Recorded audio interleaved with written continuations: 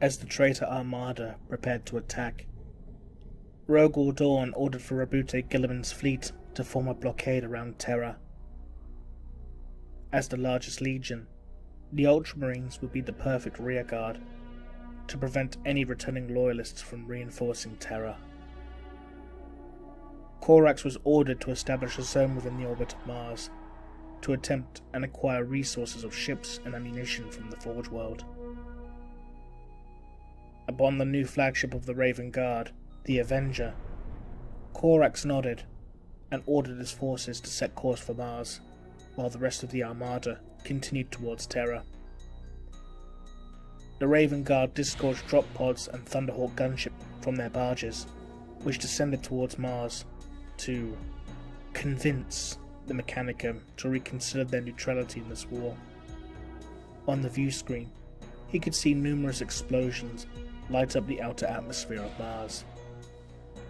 The bridge crew reported that the dropships were being shot down. Corvus Corax simply assumed it was the planetary defense batteries of Mars itself. But the incoming frantic reports from the bridge crew debunked that assumption. On a direct intercept course for the Raven Guard was the full might of the Death Guard fleet.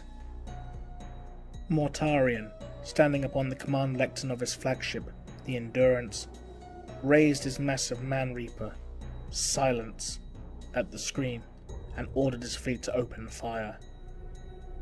A great void battle erupted within the orbit of Mars. Streaks of lance and torpedo fire lit up the void, along with the kaleidoscopic flashes of void shield impacts as intercept craft flew between the great ships, engaging in dogfights with one another. Mortarion ordered the Death Shroud to make ready the boarding torpedoes. Mortarion wished to cut down his traitorous brother, personally. Rogal Dorn received word that the Raven Guard fleet was under attack, but he dismissed their concerns. They simply needed to keep the Death Guard at bay, while the rest of the army took the palace as soon as possible.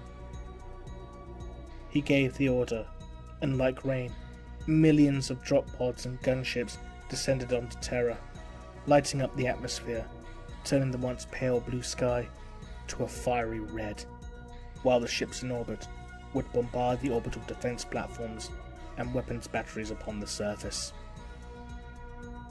Perturabo ordered the defense systems to open fire, and with thunderous booms, massive weapons batteries the size of small mountains began to discharge their shots into the sky. Streaks of blinding laser fire and flak impacting thousands upon thousands of traitor ships and drop pods, causing them to explode like some vile fireworks display. Upon the invincible reason, Lionel Johnson prepared to board his personal Stormbird dropship alongside the veteran warriors of the Deathwing.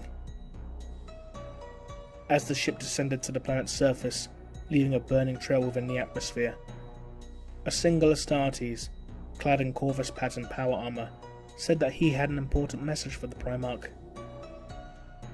As Lionel Johnson inquired about this message, the Astartes' response was simple.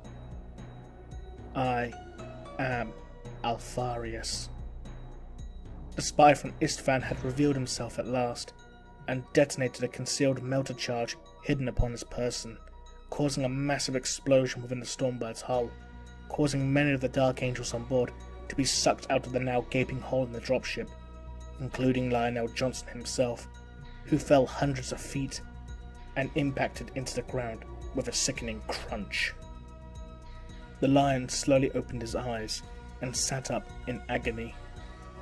He looked at the sight above him, watching his personal dropship impact into the planet's surface, and with a deafening eruption of smoke and fire, growled to himself in frustration and rage.